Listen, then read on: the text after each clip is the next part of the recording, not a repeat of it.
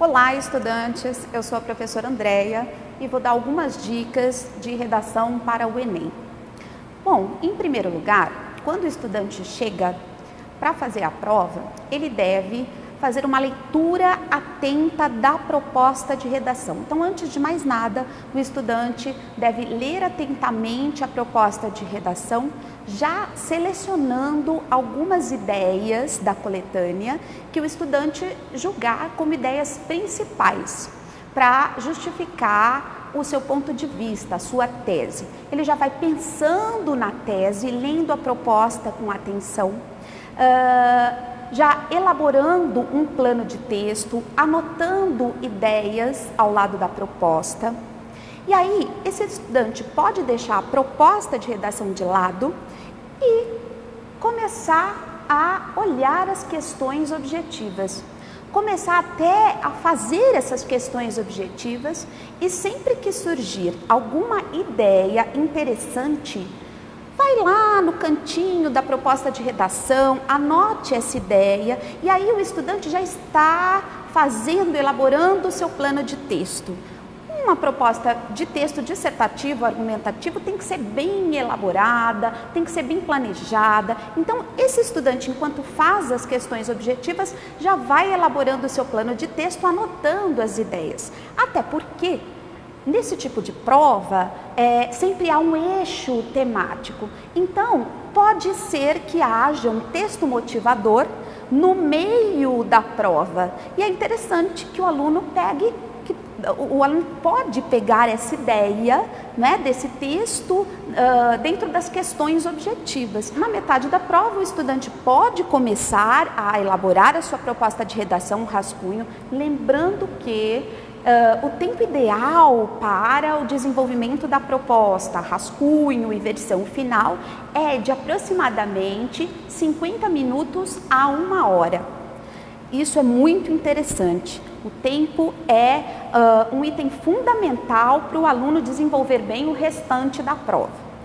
Com relação à estrutura do texto dissertativo argumentativo, é interessante que o estudante trabalhe a estrutura clássica canônica.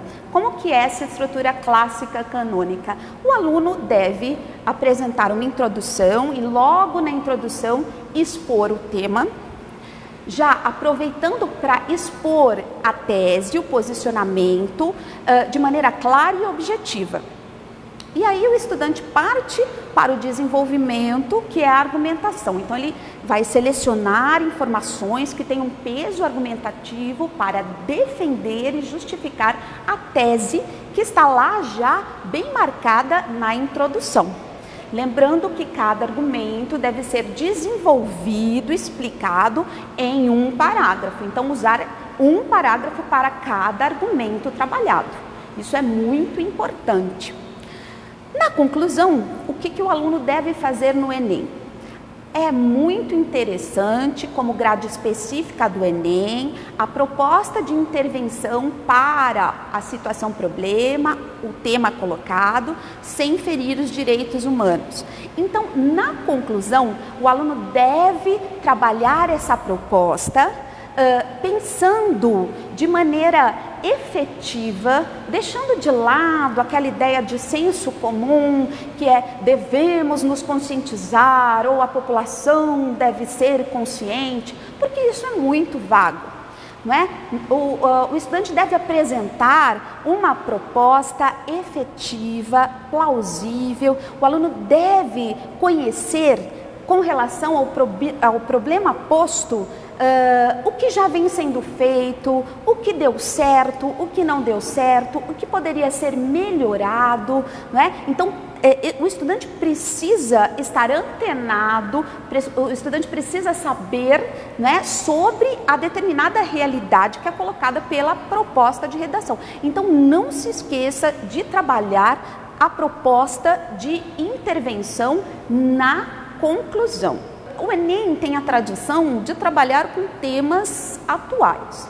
Nada impede que o Enem possa formular uma proposta de redação mais subjetiva, uma proposta de redação mais filosófica. Houve um ano em que o Enem trabalhou com a questão do poder transformador da leitura. Então não é uma proposta atual. Mas o Enem tem essa tradição de trabalhar com, né, temas ligados à atualidade, temas atuais ligados à realidade brasileira. Uma grande aposta de todos é com relação às manifestações, né? Então, com relação às manifestações que ocorreram em junho, né, e se prolongaram até agora, né? Mas pensando na questão mais específica do que o jovem entende por democracia, porque foi muito debatida a questão de que o jovem estava ali se manifestando contra, alguns jovens, né, se manifestaram contra partidos políticos. Então, o que esse jovem entende como democracia? O que o jovem espera da política nacional? Com relação até as manifestações, poderíamos também apostar num tema que é o tema do transporte, da mobilidade urbana. As manifestações começaram por conta de uma pauta que reivindicava melhoria no transporte coletivo, que reivindicava o preço, né, da passagem.